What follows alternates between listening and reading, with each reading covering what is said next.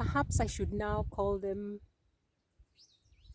hiking chronicles with a bit of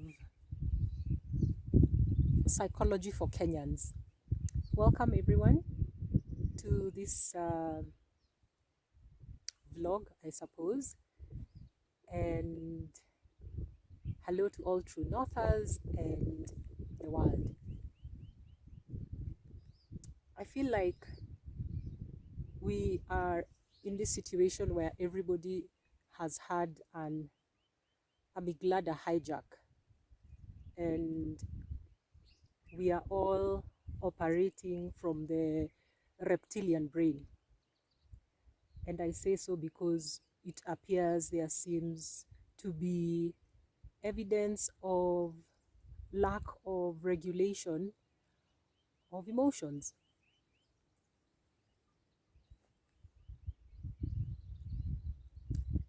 I mean, you all see what's going on, right? If people are not doing something harmful to themselves, they're doing it to another person.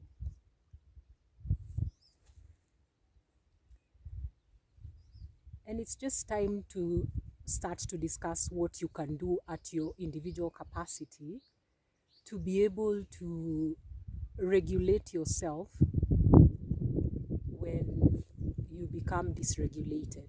And we all know when we are free falling.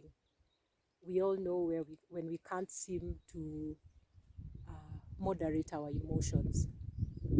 Okay, so I'm going to focus on breath and movement for today.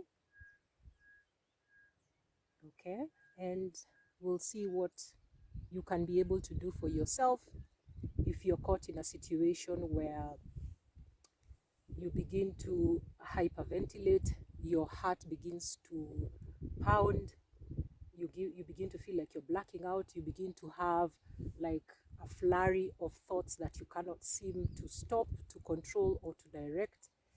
If you even find yourself trembling at times because you are so upset.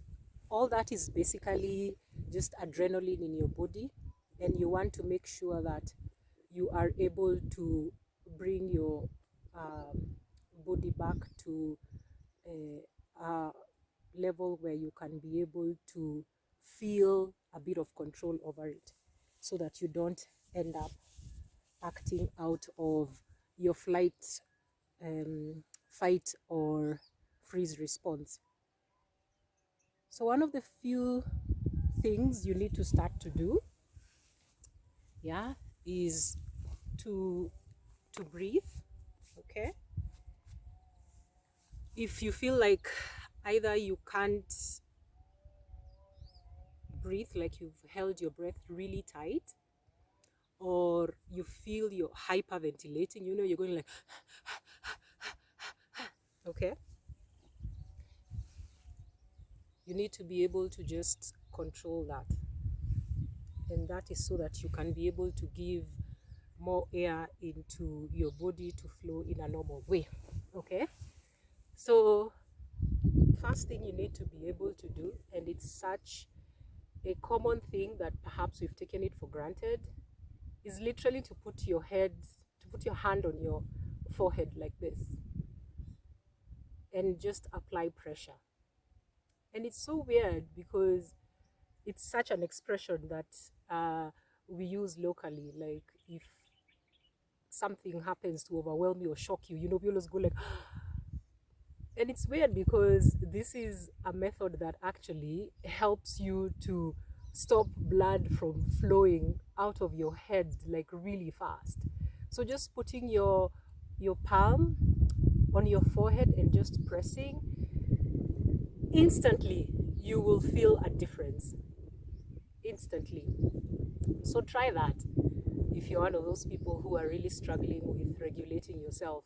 Just put your hand on your forehead and just press. Okay,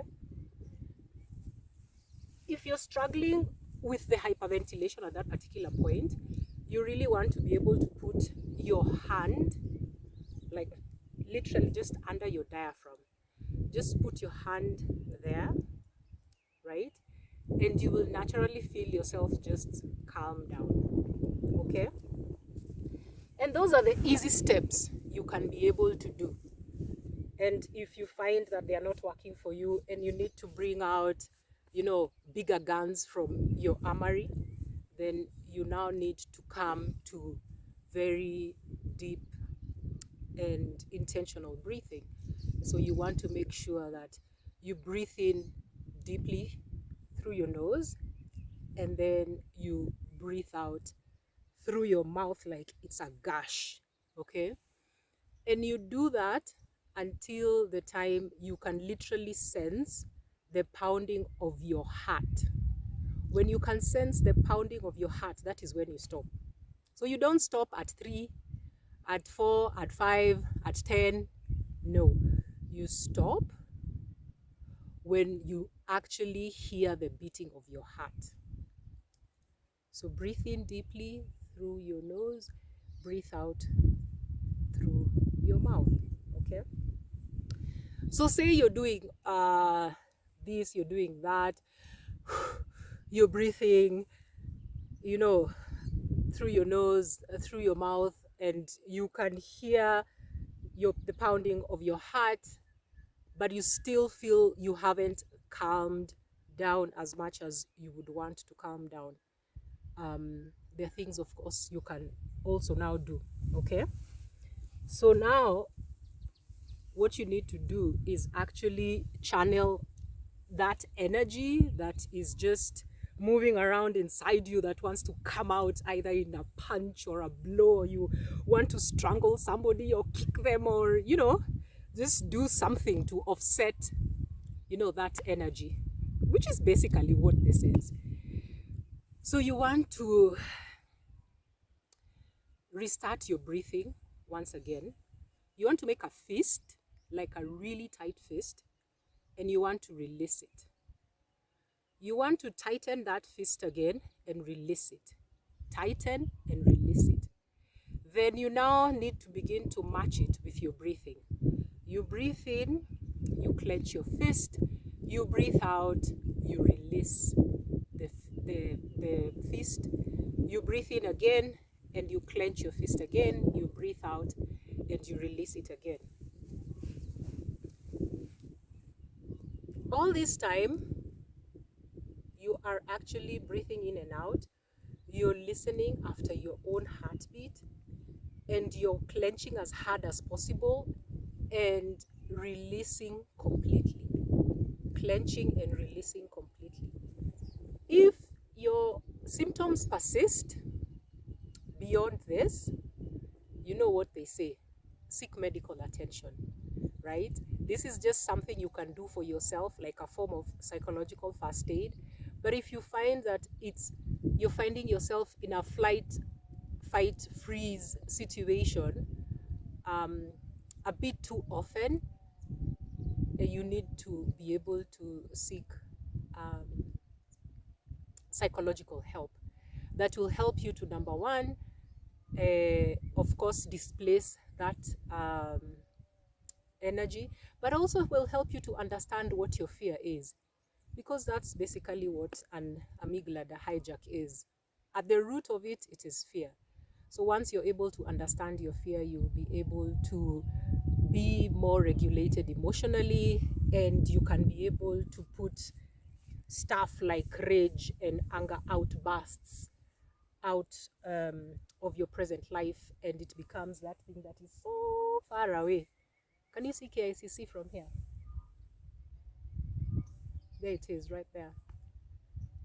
So think about it and try it. Let me know what happens, and let's begin to just deal with the reptilian brain that we all seem to have resulted to in terms of default settings.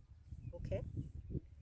So all the best to you, all the best to me, all the best to all Kenyans.